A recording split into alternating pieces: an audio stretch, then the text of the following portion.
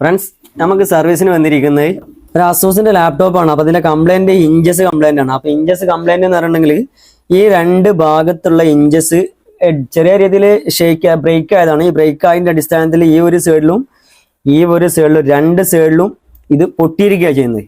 ഈ കോമൺ ആയിട്ടാണ് ഈ കംപ്ലൈന്റ്. ബ്രേക്ക് ആയതാണ്. ഈ ബ്രേക്ക് ആയതിന്റെ അടിസ്ഥാനത്തിൽ ഈ ഒരു സൈഡിലും രണ്ട് സൈഡിലും ഇത് പൊട്ടിയിരിക്കുകയാണ് ചെയ്യുന്നത്. കോമൺ ആയിട്ട് കംപ്ലൈന്റ് വരാനുള്ള റീസൺ എന്നുണ്ടെങ്കിൽ വേറൊരു ഹിഞ്ചസാണ് കാണിക്കുന്നത്. ഇഞ്ചസ് നോക്കുന്ന സമയത്ത് നമുക്ക് മനസ്സിലാവും ഇത് എങ്ങനെ അത് കംപ്ലൈന്റ് ആണെന്ന്.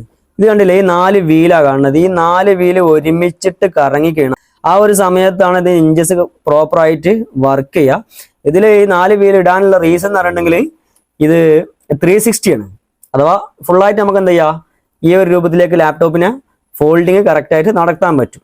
ഓക്കെ, അപ്പോൾ ഇവിടെ ഒരു കംപ്ലൈന്റ് വരാനുള്ള റീസൺ കണ്ടില്ല. ഇത് ഇരുമ്പാണ് സാധനം, പക്ഷേ ഇവിടെ ഫിക്സ് ചെയ്ത് 2 ഭാഗം എന്താണ്, പ്ലാസ്റ്റിക് ആണ്. അപ്പോൾ ഇവിടെ ഈ ഇരുമ്പ് ഈ വീലുകൾ എന്ത് ചെയ്യും, സ്ട്രോങ് ആയിട്ട് കാര്യങ്ങൾ നടത്തി കഴിഞ്ഞിട്ടുണ്ടെങ്കിൽ ഇത് ഓവർ ടൈറ്റാണ് വരുന്നത്. അഥവാ ടൈറ്റ് വരാനുള്ള റീസൺ എന്ന് പറഞ്ഞിട്ടുണ്ടെങ്കിൽ ഒരു 2 കൊല്ലം കഴിഞ്ഞാൽ ഓട്ടോമാറ്റിക് ചെറിയ ഒരു ഫാബ്രിക്കേഷൻ മിസ്സായിട്ട് എന്ത് ചെയ്യും, ചെറിയ ടൈറ്റ് വരും. അതിനോട് കൂടി തന്നെ എന്താ സംഭവിക്കുക, പിന്നെ ഡസ്റ്റ്, ചെറിയ രീതിയിൽ ഈർപ്പം ഇത് വന്നു കഴിഞ്ഞാൽ എന്താ സംഭവിക്കുക എന്ന് പറഞ്ഞിട്ടുണ്ടെങ്കിൽ ഇതിന്റെ വർക്കിംഗ് എന്ത് ചെയ്യും, ഹാർഡാവും. അങ്ങനെ ഇത് കുറെ കാലം കഴിയുന്ന സമയത്ത് ഇത് ബ്രേക്ക് ആണ് ചെയ്യുന്നത്, അത് സ്റ്റോപ്പ് ആവും. സ്റ്റോപ്പ് ആയി കഴിയുന്ന സമയത്ത് എന്താ സംഭവിക്കുന്നത്, പ്ലാസ്റ്റിക്കിലാണ് ഇത് ഫിക്സ് ചെയ്തിരിക്കുന്നത്. ഇവിടെ അതേമാതിരി പ്ലാസ്റ്റിക് ഏതെങ്കിലും ഒരു സൈഡ് എന്ത് ചെയ്യും, പൊട്ടാൻ ചാൻസ് ഉണ്ട്. ആ പ്ലാസ്റ്റിക് ഇത് ഇതേമാതിരി വേറിട്ട് നിൽക്കാൻ സാധ്യതയുണ്ട്. അത് വേറിട്ട് നിൽക്കുന്ന സമയത്ത് നമ്മൾ ഈ ഒരു സമയം വരെ വെയിറ്റ് ചെയ്ത് നിന്നാൽ എന്താ സംഭവിക്കുക, ഈ ഒരു ലാപ്ടോപ്പിന് ഇവിടെ ഒരു ക്രാക്ക് വന്നിട്ടുണ്ട്, ഉണ്ടല്ലേ.